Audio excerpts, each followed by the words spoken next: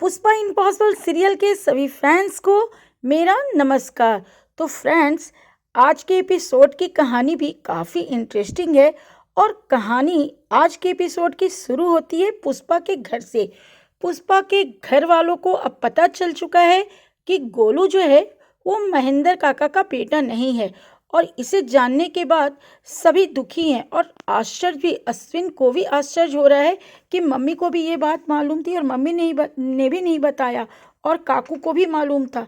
अब यहाँ पर पुष्पा के परिवार के साथ जुगल भी बैठा हुआ है और वो भी कहता है कि पुष्पा ये सारी बातें शुरुआत में ही खुल जानी चाहिए थी, जबकि अब काफ़ी देर हो चुकी है।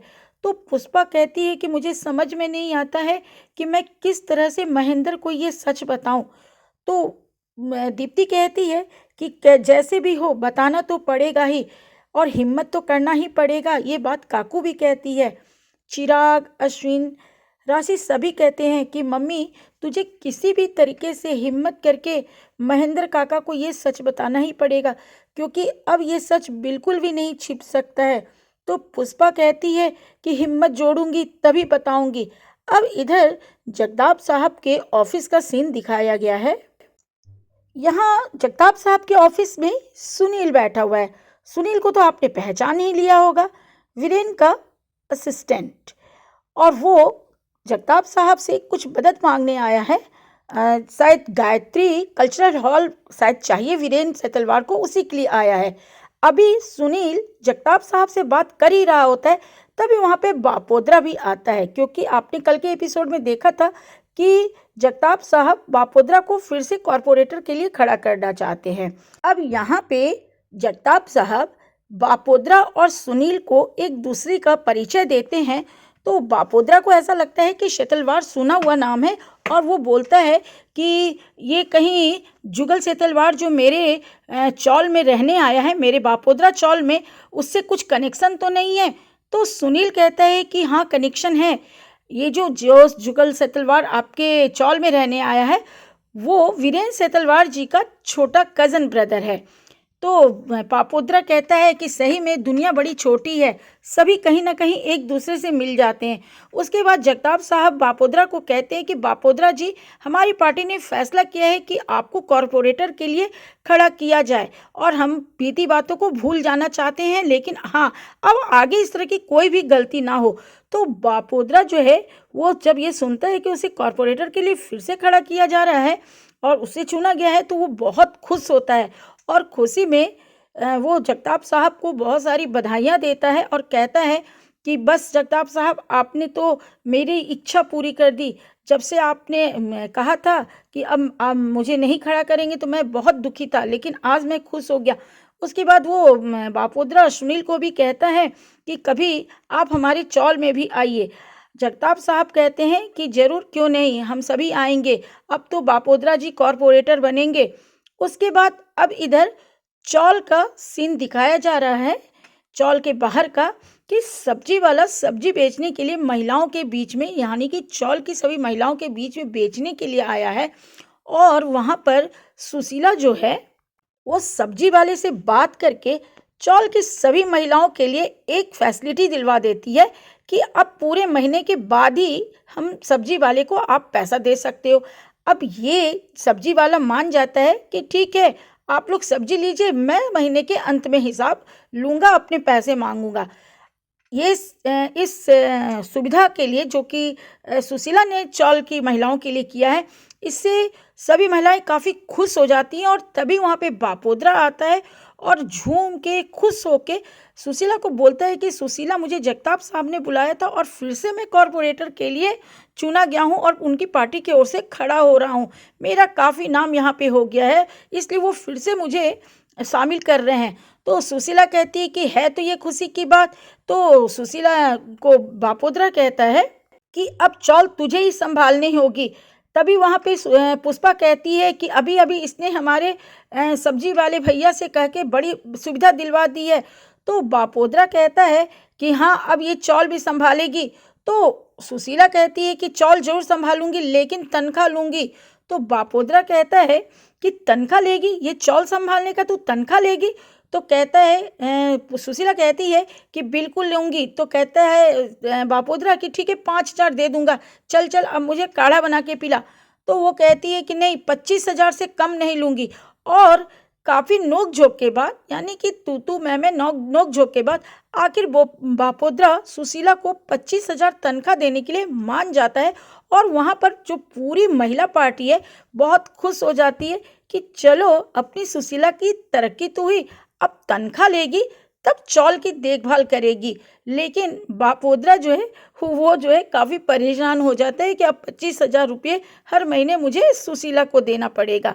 अब इधर महेंद्र का दिखाया गया है, यानी कि महेंद्र भी वहाँ पे सब्जी खरीद रहा है।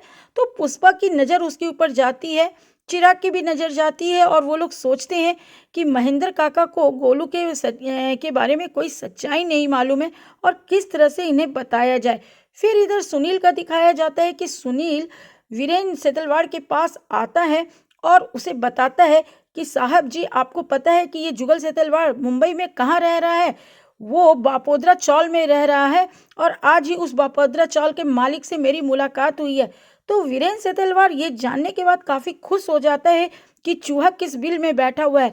सुनील वीरेंद्र सेतलवाड़ से कहता है कि साहब जी आप कहें तो मैं बापोद्रा से आपकी मीटिंग फिक्स करवा दूं। तो वीरेंद्र सेतलवाड़ कहता है कि नहीं, हमें बापोद्रा से नहीं कोई काम करना है, तुम मेरी मीटिंग जो है वो जगताप साहब के साथ फिक्स करवाओ, मैं उन्हीं के साथ अपनी मीटिंग करूंगा और बताऊंगा कि मैं आगे की क्या सोच रहा हूं। अब इधर जुगल और पुष्पा को दिखाया गया है। जुगल पुष्पा से कहता है कि मैं सोच रहा हूँ कि अब तेरे इस काम को बढ़ाने के लिए मैं छोटी मोटी कोई नौकरी कर लूँ साइड से। लेकिन पुष्पा इसके लिए मना करती है और तभी वहाँ पर पकिया आता है। तो पुष्पा जुगल से कहती है इसे मैंने ही बुलाया है, ये पकिया है, बड़ी मुश्किल से मैंने इसका स्कूल में एडमिशन करवाया है। ये फुटपाथ पे रहता था और पढ़ना ही नहीं चाहता था, लेकिन मैंने इसे पढ़ाई से जोड़ा और अब ये नाइट स्कूल में पढ़ाई कर रहा है। मैं सोचती हूँ कि ये तेरे साथ यहाँ रहेगा तो तुझे पटोला बुनने के काम में मदद करेगा, तुझे छोटी मोटी काफ़ी मदद ये कर देगा। तो जुगल जो है वो पकिया से पूछता है कि तुम्हें पटोला के बारे में क्या मालूम है। तो पकिया कुछ भी नहीं बता पाता है। फिर भी पकिया जुगल को काफ़ी पसंद आता है और जुगल उसे अपने साथ काम पे रख लेता है। और पकिया वहाँ पे छोटे मोटे कई काम हैं जिसमें कि जुगल की मदद करता है, यानी कि जुगल और पकिया की अच्छी बन गई है। और अब उस ताना बाना के वर्कशॉप में जुगल के साथ पकिया भी रहेगा, ऐसा पुष्पा ने तय कर दिया है। और फिर पुष्पा जुगल को कहती है कि तुम्हें कोई नौकरी करने की ज़रूरत नहीं है। तो जुगल कहता है कि देख बंदरिया, मुझे करना ही पड़ेगा क्योंकि इस बिज़नेस में और पैसे लगेंगे। तो पुष्पा कहती है उसका इंतज़ाम मैं कुछ ना कुछ कर लूँगी, तो सिर्फ पटोला बुनने पे ध्यान दे और हाथ साक चलाने पर ध्यान दे। तो उस समय के लिए जुगल जो है पुष्पा की बात मान जाता है, आगे बात नहीं बढ़ाता है।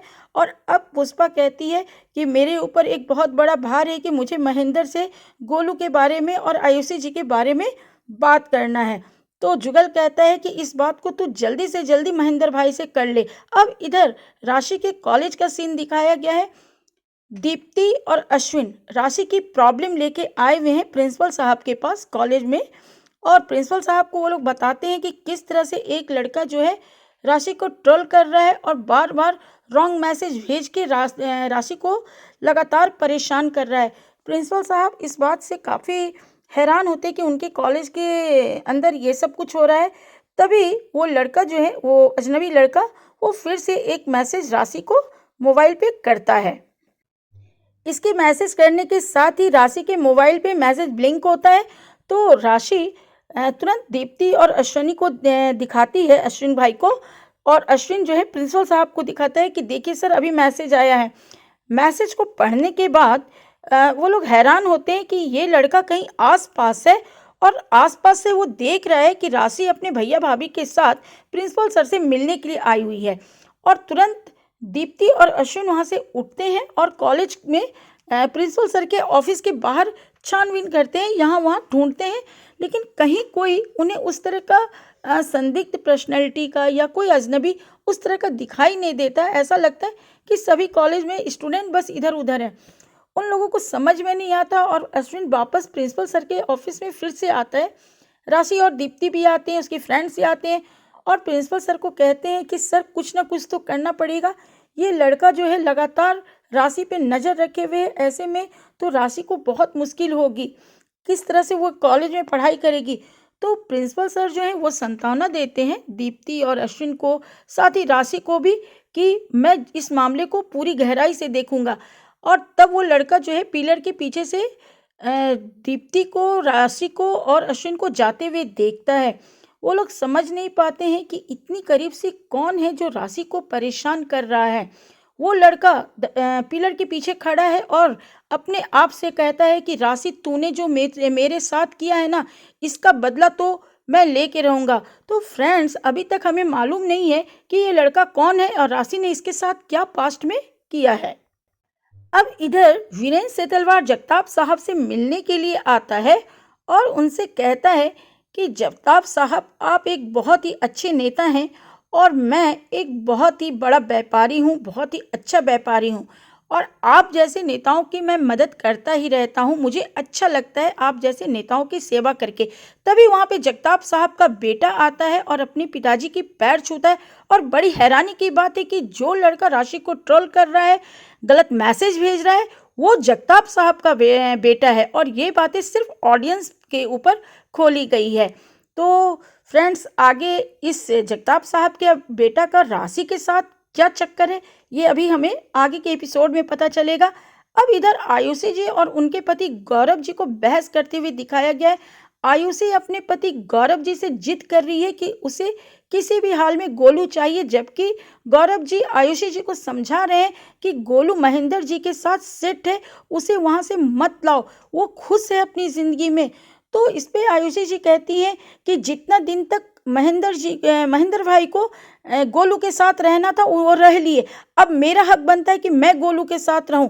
और वो महेंद्र को तुरंत फ़ोन लगा देती है और कहती है कि अब तक पुष्पा बहन ने महेंद्र भाई को जरूर सब कुछ बता दिया होगा। महेंद्र उस वक्त दुकान पे रहता है और आयुषी जी का फ़ोन देख के पहले तो उसका मूड खराब हो जाता है, फिर भी वो फ़ोन उठाता है। फ़ोन पर आयुषी जी जो उसे कहती हैं, उसे सुनकर महेंद्र के तो होश उड़ जाते हैं। आयुषी जी रो रो के उससे कहती हैं कि गोलू उनका अपना सगा बेटा है और वो इतने दिनों तक गोलू के साथ उसके पिता बन के रहे हैं, तो अब उन्हें वो अधिकार दे, उनको गोलू दे दे ताकि वो भी अपने माँ होने का सुख को जिए। तो महेंद्र कहता है कि मुझे पुष्पा ने कुछ भी नहीं बताया है, ये आप क्या कह रही हैं। तो वो कहती हैं आयुषी जी कि अभी तक अगर आपको पुष्पा जी नहीं बताया है तो ये पुष्पा जी की गलती है, लेकिन मैं तो आपको बता रही हूँ ना कि गोलू मेरा सगा बेटा है और अब मैं गोलू के साथ रहना चाहती हूँ, उसे अच्छे से एडॉप्ट करना चाहती हूँ। तो महेंद्र कहता है कि ये कभी नहीं हो सकता है। उसके बाद महेंद्र जो है कुछ और बातें करने के बाद आयुषी जी का फ़ोन रख देता है और ताज्जुब में पड़ जाता है कि पुष्पा ने इतनी बड़ी बात मुझे नहीं बताई और मुझे पता भी चला तो आयुषी मैडम से। उसके बाद महेंद्र गुस्सा में पुष्पा के घर आता है और पुष्पा को कस के डांटता है और कहता है कि गोलू की ज़िंदगी की इतनी बड़ी सच्चाई तूने मुझे नहीं बताई और मुझे आज अगर पता भी चला तो उस आयुषी मैडम से। पुष्पा, मैं तुझसे ये उम्मीद नहीं करता था कि तुम मुझसे इतनी बड़ी बात छिपाएगी। पुष्पा कहती है कि महेंद्र, मैं तुझसे ये बात नहीं छिपाना चाहती थी, दरअसल मैं हिम्मत नहीं जुटा पा रही थी। तो महेंद्र कहता है, कैसी हिम्मत की बात, अब मैं पूरी दुनिया को चिल्ला चिल्ला के बताऊंगा कि गोलू मेरा बेटा नहीं है, मैंने उसे मंदिर से उठाया था और गोलू को मैंने पाला है और इसलिए मैंने पाला है, इसलिए गोलू सिर्फ मेरा बेटा है। अब मैं इस सच्चाई खुद किसी से नहीं छिपाऊंगा। और उसके बाद वहाँ से महेंद्र जो है निकल जाता है और चौल के सारे लोगों को इकट्ठा करके ये सच्चाई बताता है कि गोलू मेरा बेटा नहीं है, लेकिन बचपन से उसे मंदिर से लाने के बाद मैंने अपने बेटा के जैसा उसे पाला है और इसलिए आयुषी जी का उसके ऊपर कोई हक नहीं है। और इधर पुष्पा महेंद्र के पीछे जाने की कोशिश करती है तो काकू उसे रोक लेती है, कहती है कि अभी तू महेंद्र के पीछे मत जा, क्योंकि महेंद्र को अकेलापन की ज़रूरत है, उसे खुद लड़ने दे ये लड़ाई। अब उसे जानने दे कि अब वो कैसे लड़ेगा ये लड़ाई, कैसे वो अपने गोलू को अपने पास बचाएगा। अब इधर पुलिस स्टेशन का सीन दिखाया गया है कि चिराग जो है पुलिस स्टेशन आता है और मनोज सर से बात करता है कि किस तरह से उस लड़के को पकड़ा जाए जो राशि को परेशान कर रहा है। तो मनोज सर कहते हैं कि ऐसे तो उसे नहीं पकड़ा जा सकता है, कोई उपाय नहीं है। हाँ, अगर तुम किसी बड़े नेता का या किसी ऐसे व्यक्ति का अप्रोच लाते हो तो ज़रूर बात बन सकती है। तो चिराग सोचता है कि मैं जगताप साहब से बात करूँगा तो ज़रूर वो मेरी मदद करेंगे। अब यहाँ पे बड़ी हैरानी की बात है फ्रेंड्स, साहब से राशि के लिए मदद मांग रहा है उस लड़के को पकड़ने के लिए। वो लड़का जगताप साहब का ही बेटा है। तो फ्रेंड्स, आज की कहानी बस यहीं तक थी और कल की कहानी में आगे बस यही दिखाया जाएगा कि आयुषी जी किस तरह से महेंद्र से गोलू को मांगती हैं और महेंद्र गोलू को नहीं देना चाहता है। तो वो अंत में कहती हैं कि मैं कानून की मदद लूँगी लेकिन मैं अपने गोलू को आपसे लेके रहूँगी। तो फ्रेंड्स, आगे की कहानी काफ़ी इंटरेस्टिंग है, लेकिन हम लोग आगे का जो एपिसोड है वो सोमवार को देखेंगे। तो सोमवार को मैं फिर लेके आऊँगी उस दिन के एपिसोड की कहानी अपने आवाज़ में। तब तक के लिए बाय बाय फ्रेंड्स।